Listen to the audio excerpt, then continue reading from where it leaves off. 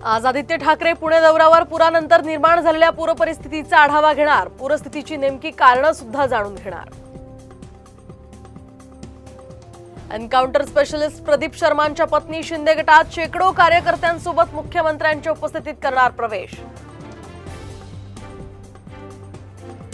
अजित पवारांकडून शिंदे गटाला मोठा धक्का। कन्नडचे माजी आमदार नितीन पाटलांचा राष्ट्रवादीत प्रवेश, तर अजित पवारांकडून पाटलांना विधानसभेचं तिकीट मिळण्याची सुद्धा शक्यता।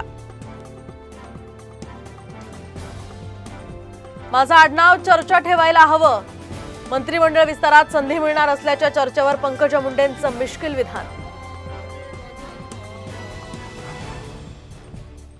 राज्यपाल पदावरून महायुतीमध्ये खतखत, तर अमित शहांनी आनंदराव अडसुळांना शब्द देऊन सुद्धा राज्यपाल पद न दिल्यानं मुलगा अभिजित अडसुळांनी व्यक्त केली नाराजी।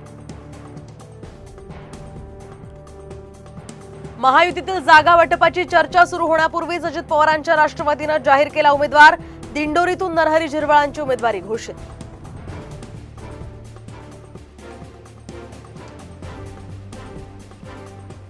गोकुळ झिरवळ यांचा मी बाप, तो माझ्या शब्दाबाहेर नाही। गोकुळ झिरवळांनी शरद पवारांच्या पक्षाकडून उमेदवारी मागितल्यानंतर नरहरी झिरवळांची प्रतिक्रिया।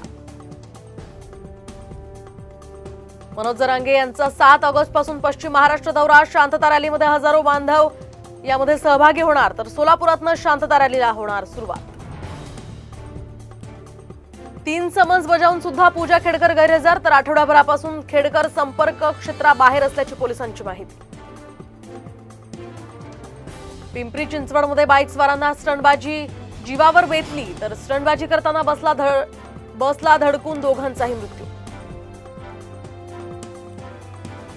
पूजा खेडकर प्रकरणानंतर एमपीएससी दक्ष 2022 साली उत्तीर्ण झालेल्या 9 दिव्यांग अधिकाऱ्यांच्या प्रमाणपत्रांची केली फेरतपासणी।